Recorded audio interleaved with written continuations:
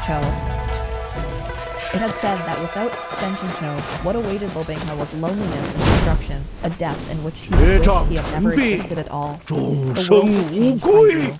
This world is your world. Beside him, Lo Binghe glanced over and smiled. What's on Shizen's mind? Will you share it with Binghe? Shen Cho wondered, do you like this rewritten ending? He wasn't sure whom he was asking.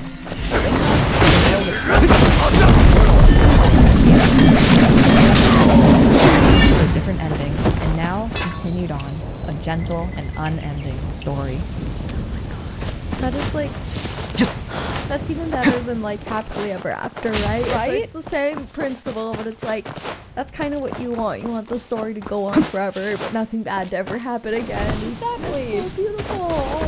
And this reminded me of the last sentiment in the actual Scumvillain book, which is, or perhaps the story circulating through the world might have already ended, but the story between you and me has only just begun. So good. Like, you know, there was that meta part about how challenging it is to write a sequel or an epilogue or so after the main story is finished. You know, when like the author has changed and the readers have changed so much.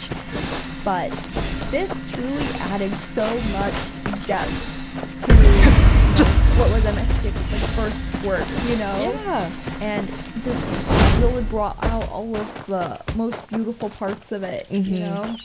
I think the 10 years that MXPX had to steep on this made it a very concisely juicy, meaningful edition.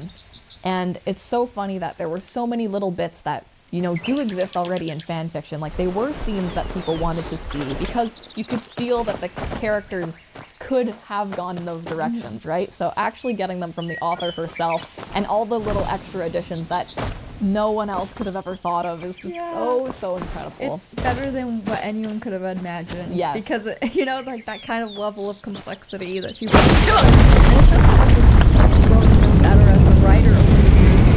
Said for whatever her next work may be. Exactly, me too, exactly.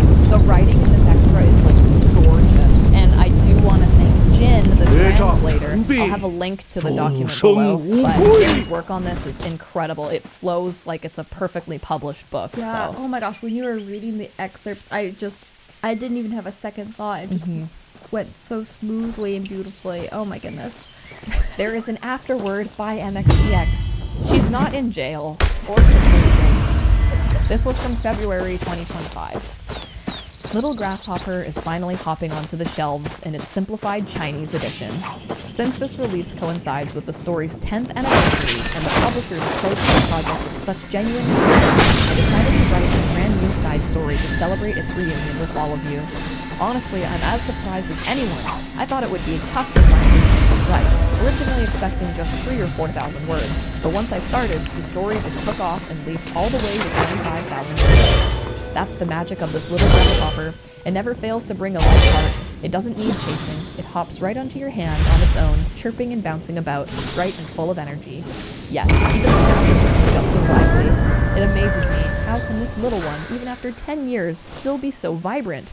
Well, thanks to you, dear readers, new and old, who never forget to give it a little nudge now and then. And so it was a gift reminding me, don't you forget about me. Of course, I would never forget. This book was my first full-length novel. It has rough edges, places where it could have been better, but it also holds every bit of effort I could muster back in my student days. I'll always cherish those memories, juggling classes while praying I wouldn't fail, struggling through driving lessons as the instructor scolded me, all while happily chatting with readers in the comment sections amid updates. If you weren't there back then, let me send my blessings your way. And if you were, let me give you a heartfelt hug. Thank you truly, Rosheng Tongshu. Oh my gosh, that's so wonderful. Oh my goodness.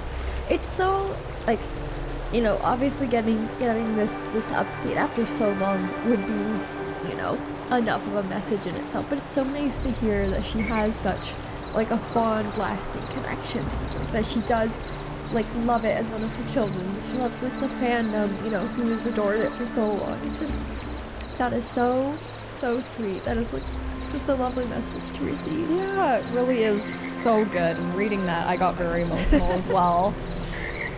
Yeah. And that's the end. Wow. That's awesome. What an incredible win for the Scumvillain fandom. Absolutely. Never say never. Never give up. Never what? Never surrender. Well, thank you guys so much for watching, and if you would like to connect with us further and help support my channel, you can join my channel membership. If you click join next to the subscribe button, you'll have access to our Danmei game nights. Every Friday at 7 p.m. PST, we do games like Dark Phone,